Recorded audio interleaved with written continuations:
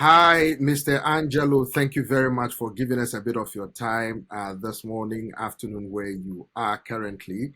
But let me ask you, how was your reaction when you heard your longtime friend, whom you've been closely associated with for many years, effectively winning and becoming the next mayor of the great city of New York here in the US?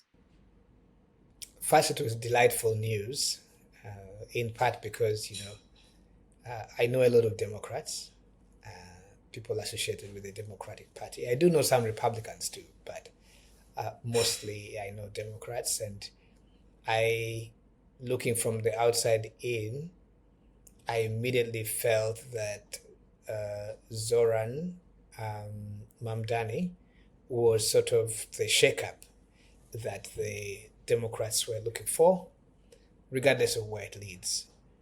Um, there's a sense that um, Zoran and the current occupant in the White House are more like polar opposites.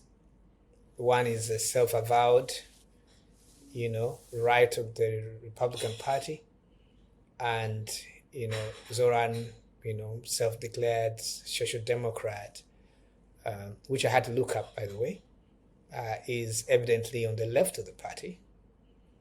And from the newsreels and the information that I consume, it appears to me that this is very significant because it shows that the United States is digging deeper into this era of you could call it polarization, but I refer to it as change.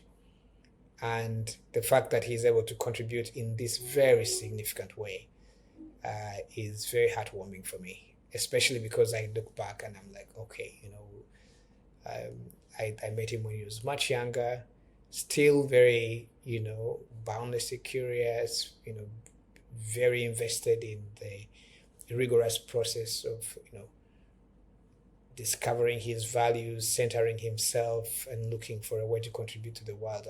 I'm immensely proud of him. Mm. Now, in Uganda, all over social media, people were rejoicing and still are, saying this is our own. And instances where he had a music or a song out with people rapping alongside him. How was the reaction after he was declared winner of the elections? To be honest, I mean, it is like your national team scoring in a significant continental or global tournament. That is the sense in political terms.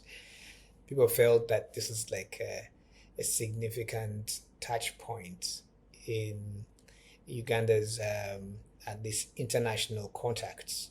Um, as just on the eve of his victory, I was just looking at his father Mahmoud Mamdani's book, Slow Poison, which is about Idi Amin and the current president of Uganda.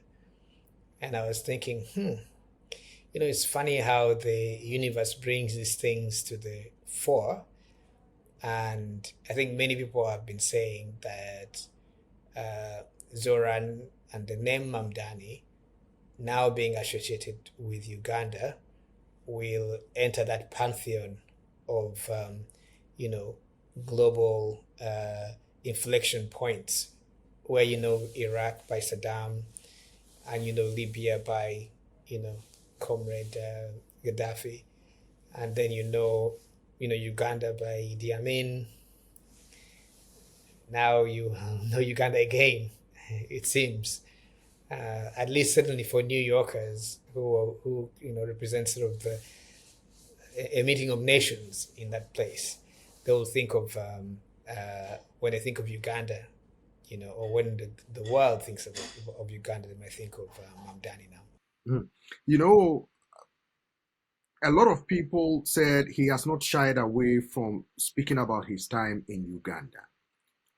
Talking about inflection, did his victory bring some sense of hope for the up and coming young people who are all over social media celebrating his victory?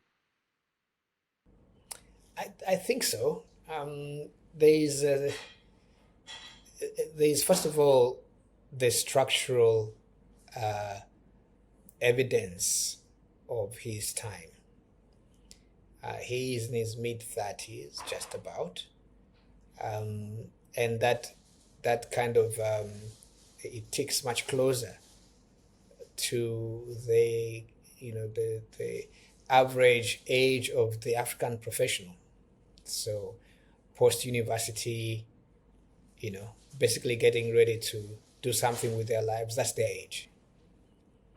For younger um, Africans, especially when they look at the headlines with much older statesmen of the last 20-25 years, and middlemen like me who are in our 50s, uh, I keep saying, I can't have to keep quiet about the age thing because I am exactly the same age as President Yoweri Museveni's son, Jerome Muhoozi.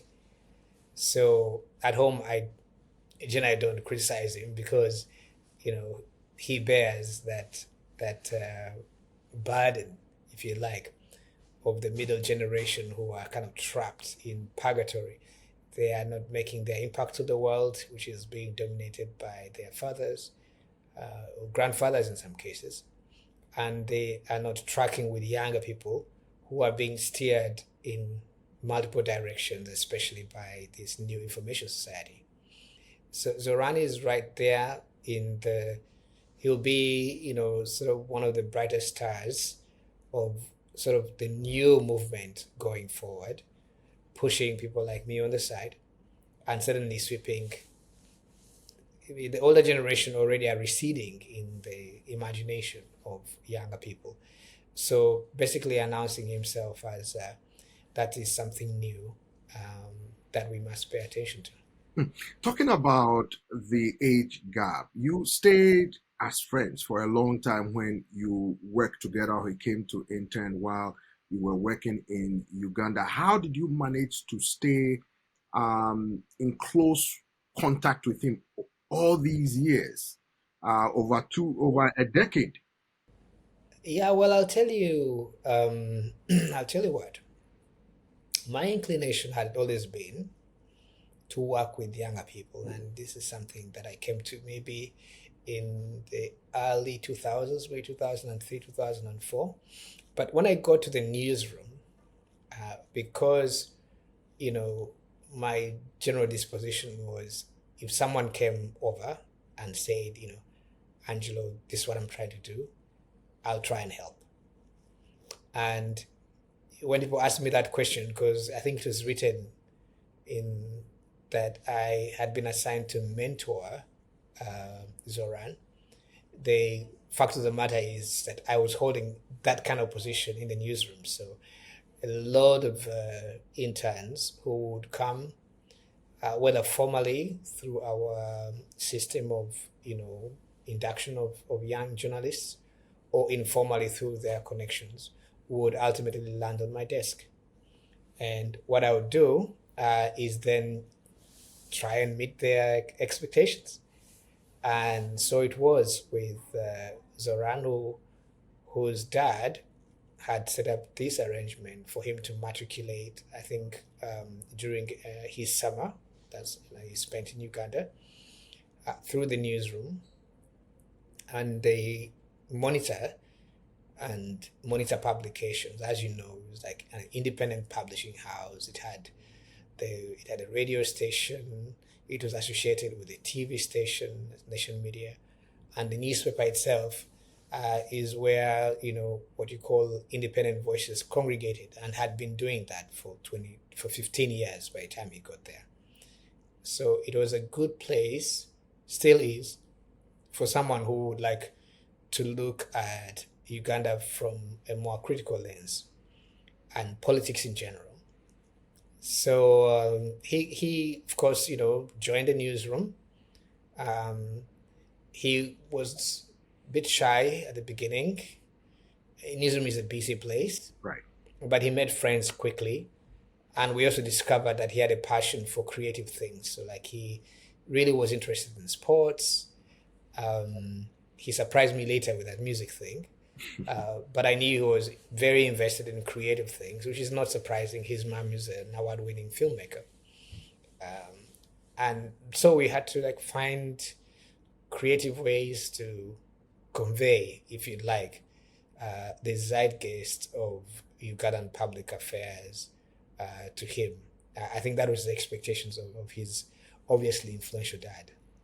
Looking at the trajectory of his journey, um, some people say, as you've seen during some of these newspaper publications, that he played a critical role in helping him during his time with the independent publishing house, the Monitor.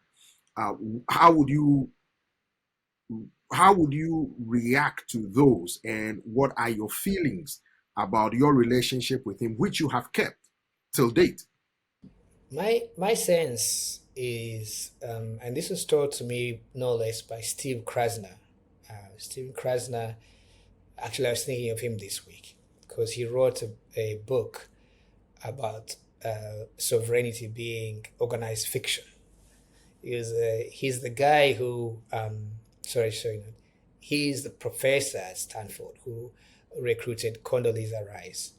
And I remember when I was spending time at Stanford as a night fellow, I asked him, how did anyone know that Condi Rice, who came to Stanford as an assistant professor, would rise to be Secretary of State? And he said something to me and said, it's basically like getting in a stream.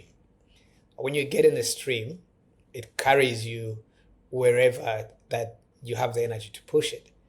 And so in the case of Condi Rice, as you know, she was at Stanford, political science, just so happens to be a Russian speaker, and so also happens to be a Republican. Then, went and did a stint as a researcher at the National Security Council, joined that body, and then the rest is history. It goes on from there. I look at Zohran's journey as something similar. At some point, there was contact for him between the possibilities available to him on that journey and the hard work he put into it. He's extremely his own man, is what I think, and has always been the case. And that, where this stream is gathering momentum in taking him, must have started somewhere, probably with his parents, and that some of us who were, uh, in that journey were simply part of the current that has organized itself up to this historic moment. Before we go, Angelo, what are your expectations of him? Because the expectations are high. You've heard the back and forth between his campaign rhetoric and that of President Trump, basically polar opposites. But what are your expectations of him, as well as many Ugandans who see him as a ray of hope for what is possible?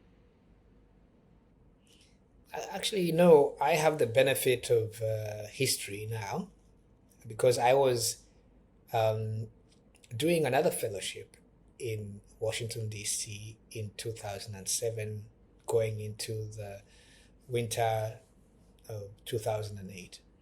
And that was when then Senator Barack Obama was running a campaign, for the Democratic nomination. It's a very exciting time, I can tell you, you know, obviously because what Barack Obama represented. And just the clash of it is a titanic clash because of Hillary coming from democratic establishment.